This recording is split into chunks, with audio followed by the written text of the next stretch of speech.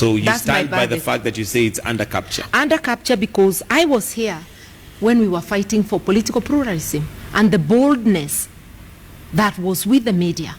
And remember, there were only 2 media houses then. There was The Nation and The Standard.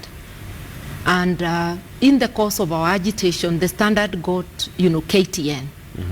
And the slogan was, KTN will change your lives.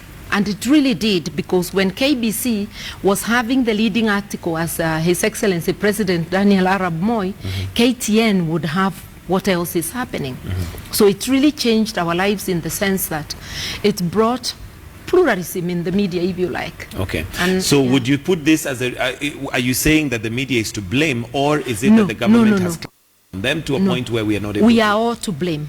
We are all to blame. Because I'm looking at professionals and professional societies. They are doing less than they did at that time. At that time, it was the Law Society of Kenya and the Association of Professional Societies, which brings together professional bodies. I actually would want to challenge professionals in Kenya.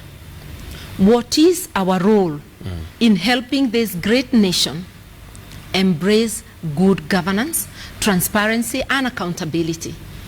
What can we do to help our counties, because now Kenya has 47 counties, our counties get good leadership?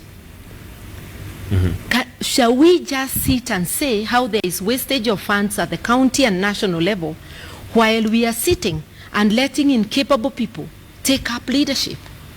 Okay. Let's come to your analysis of the government's performance on a scale of 1 to 10. Yeah. What would you give them? I would give them between 3 and 4. And that's so being they performed dismally. Yeah, that's being very generous. Because if you look at the way things have unfolded, security has been terrible. Right now, internally, security has improved from where we were. But look at externally, look at what has happened to our soldiers in El Ade. That still has a bearing on our internal security. You see? So security, terrible. Issues surrounding governance, corruption, terrible. Issues of, fighting against ethnicity through the appointments that the Jubilee administration has made, which have been heavily tilted towards their cronies in the Kalenjin nation and in the Kikuyu community. It's like saying, when you belong to the community, you'll be favored. Although it's not the whole community. I said cronies within those 2 communities. Because the average person doesn't get affected by that. But the perception creates a chance for tribalism to thrive. Okay. So I think they did, initially they looked like they were doing well on issues of the constitution, but the way they have handled devolution, I personally think that they could have done better giving technical support to the governors and to the counties, and also be more accommodating, because the constitution says consult and cooperate. They have not shown cooperation. They are always wrangles. You remember the medical equipment was almost forced down governors, right? And right now, the government has a kitty where they are carrying out development projects in the counties without really involving the governors. They've even managed to change CDF to become a national government fund. Why would government want to be replicating small things which could be done by the county? And I am aware of the challenges of accountability, but those challenges are there in the national government as well as in the county government. So I could go on and on. Okay. I think they've done dismally. Okay. Now, by virtue of the fact that you're in the opposition on the other side, obviously you'd have many issues to pick with the government. But is there anything they've done that you could look at and say, yes, this they've done well? Yeah, we have to be honest and give credit where it's due. The fact that they were able to roll out the, shall we say, the new session by, the counties starting to work and all that. Amid these challenges, though, we've got to give it to them that devolution now is a fact. You see? We may have issues like I have said, what they have not done well about devolution, in terms of but devolution. at least it has been successfully rolled out. Okay. You see? So there are things like that you could cite, and I must also say that on issues of obeying the Constitution, initially they looked like they were keen to obey. But there's been so many deliberate violations of the Constitution, like failing to appoint a cabinet that, when he appointed the second one, that takes into account the two-thirds gender rule. You know, and attempting to amend the Constitution through an act of Parliament, the Police Act, that they do not, the first 3 slots, the gender consideration should not be there. That amendment is unconstitutional, and many, many other things you've seen in many areas where even the court has reversed the government on issues of the Constitution. We should not have a government that is implementing a new dispensation having so many what looks like deliberate attempts of not obeying the Constitution. The latest was the Tunoi saga, where State House looked like it was not willing to appoint a tribunal. And even now, having appointed a tribunal, there are still questions about the chairman. Whether, and those are issues that are in court. That are in court. Yeah. All right. So now you have a new, or shall I call it, a relationship with the opposition in terms of you being part of the opposition currently. Yeah. Is that just to maintain political relevance, or do you really believe in the opposition being able to deliver for Kenya? I am not government, and NARC Kenya is not government. Anybody who is not in government is in opposition in terms of politics, and there is no middle ground. So we are opposition by law and by definition, unless if we have aligned.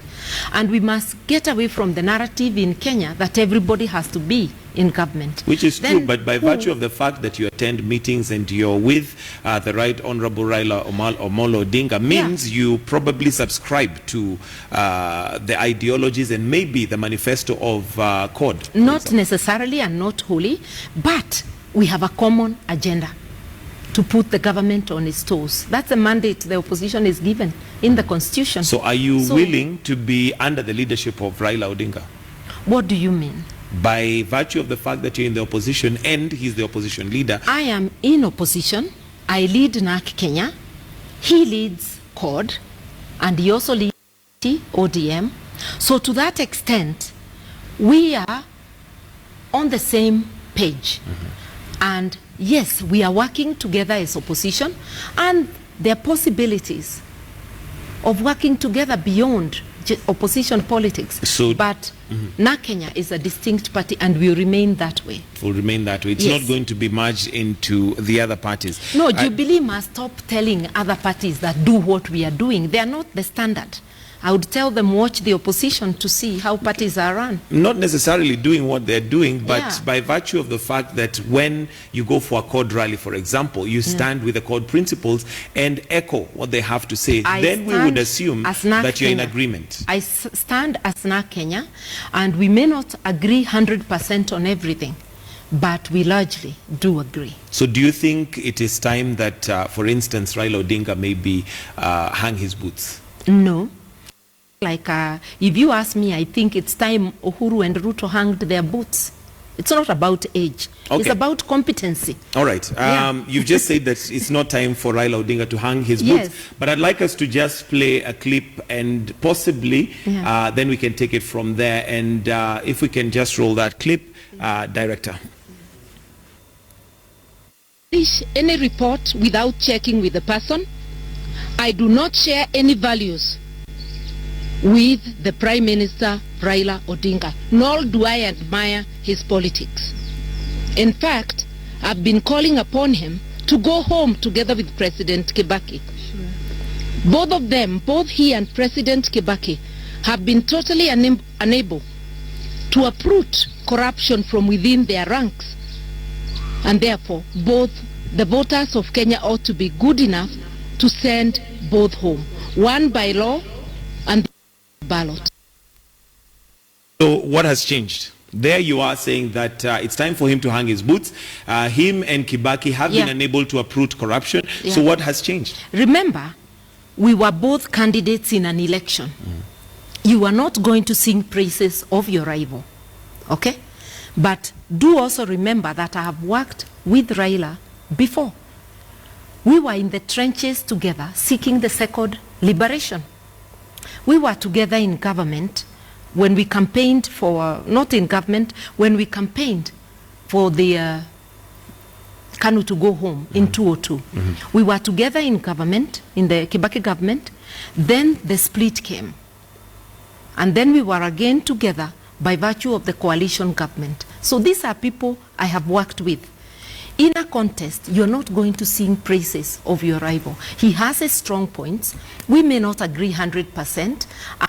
Nobody, not me, not anyone, has 100%.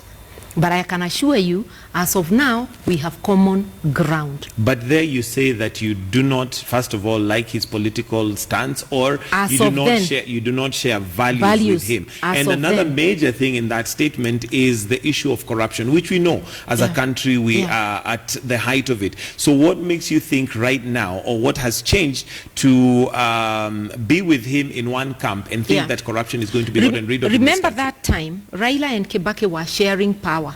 And just like today that I'll blame Uhuru Ruto government for not fighting corruption, the people who are in charge, the government of the day, has all the machinery to fight corruption.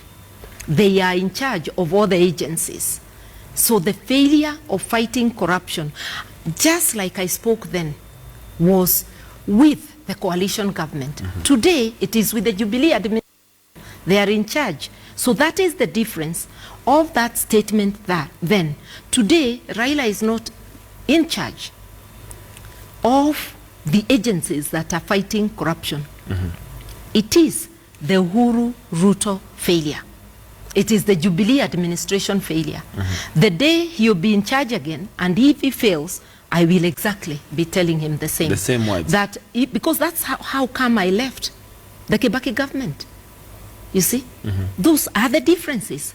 Part of my beef was the way they were handling corruption issues, human rights, and the administration of justice. Now I was blaming it squarely on the leadership. On the leadership. Yes. Now you're normally very vocal and you vote with your feet, as it were, when you do not agree with a certain individual or a certain party.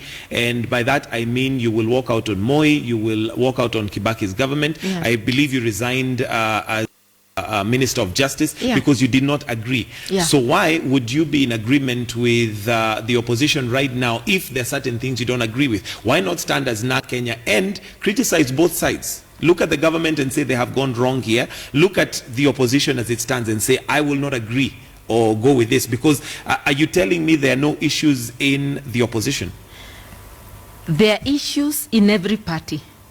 But I will repeat, that narrative of the government, when we raise issues saying also you say corruption, they say also you, and you are the one with the machinery. This is not a nursery school thing where you tell each other also you. We are challenging government because they are in charge. You asked to be in charge so that you could deal with these issues. We must remind you every morning that you are failing, you are not dealing with the issues. The opposition cannot investigate corruption, whether even within its it can act, a party can act and discipline people. And NARC Kenya has done that severally.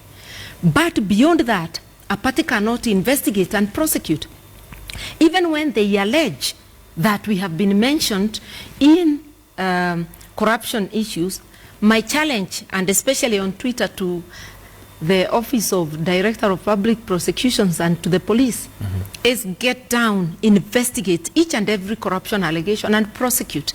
You cannot sit idle and then use allegations to try and bring out the narrative that every Kenyan is corrupt. That is not true. There are very, very many people who are not corrupt. And I want to say I'm not corrupt. And if you want to say I'm corrupt, investigate that incident and prosecute me if there is a whiff of evidence. Okay. My main point of question here is the fact that you say that you're not in agreement with them in one way, but again, from the perspective, and they say perception, rather, perception is reality. From